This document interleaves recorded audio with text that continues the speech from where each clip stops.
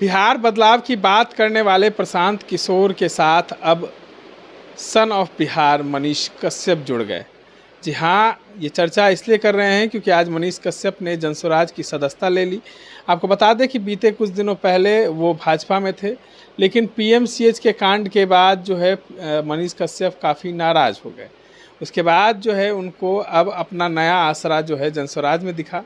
इन तमाम मुद्दों पर चर्चा करने के लिए हमारे साथ पूर्व आईपीएस अधिकारी अमिताभ कुमार दास जी हैं। कैसे देखते हैं सर, प्रशांत किशोर ने जो है मनीष कश्यप को अपने साथ कर लिया?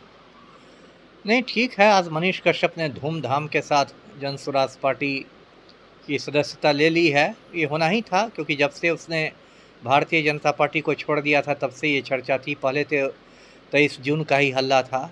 खैर, आज ये हो गया। देखिए, मनीष कश्यप के बारे में कोई बहुत अच्छी राय नहीं है मेरी। लोग उसको चर्चित यूट्यूबर बोले, सन ऑफ बिहार बोले, जो भी बोले, मैं उसके बारे में कोई अच्छी राय नहीं रखता। मुझे लगता है कि वो बहुत अवसरवादी व्यक्ति है, जिसका कोई सैद्धांतिक प्रतिबद्धता नहीं है। और मुझे लगता है कि उसके पास सभी रंग के गमछे हैं, हर रंग का गमछा रखता है। जब भाजपा में जाता है तो भगवा गमछा लपेट लेता है, जय श्री राम हो जाता है। जब जनसुराजी बनता है तो पीला गमछा गले में लपेट लेता है, जय बिहार। जब राष्ट्रीय जनता दल में जाएगा तब हरे रंग का गमछा निकल जाएगा।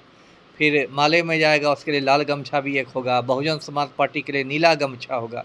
बेसिकली ये डगरा का बैगन है और इसके दिमाग में 24 घंटे चनपटिया घूमता रहता है। देखिए, पहले भी तो चुनाव लड़ चुके हैं, पहले कहा जाए तो राजनीतिक व्यक्ति रह चुके। नहीं, वो मैं नहीं कह रहा कि चुनाव लड़ना कोई ख़राब बात है, ये मैं नहीं कह रहा। मैं ये कह रहा कि आपकी कोई सैद्धांतिक प्रतिबद्धता होनी चाहिए। अब इस तरह डगरा का बैगन बनना, आज उधर लड़ रहे हैं, कल उधर लड़ रहे हैं, परसों उधर लड़ रहे हैं, है ना। एक समय एकदम भाजपा में चले गए, जेपी नड्डा ने इनको बना दिया भाजपाई।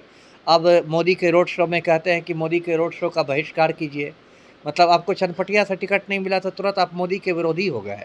एक सवाल है कि प्रशांत किशोर गांधी को मानने वाले लोग हैं, उनके लोगों में गांधी सवाल जो है वो हैं, लेकिन वहीं मनीष कश्यप जो कई बार आपने सुना होगा किस तरीके से महात्मा गांधी पे उन्होंने कहा। ये सवाल सबके दिमाग में कौंध रहा है कि प्रशांत किशोर जनस्वराज में गांधी जी की बात करते हैं। उन्होंने जो पदयात्रा भी शुरू की थी, गांधी जी के भितिहरवा आश्रम से शुरू की थी। लोगों में गांधी जी भी हैं, पहले तो सिर्फ गांधी थे, अब अम्बेडकर भी आ गए हैं। और ये जो मनीष कश्यप है, इसका तो वीडियो वायरल हुआ, गांधी जी के बारे में अंट शंट बातें कह रहा है। तो आप कभी गांधी जी के बारे में गंदी गंदी बातें करते हैं, कभी आप तुरंत जनस्वराजी बन जाते हैं।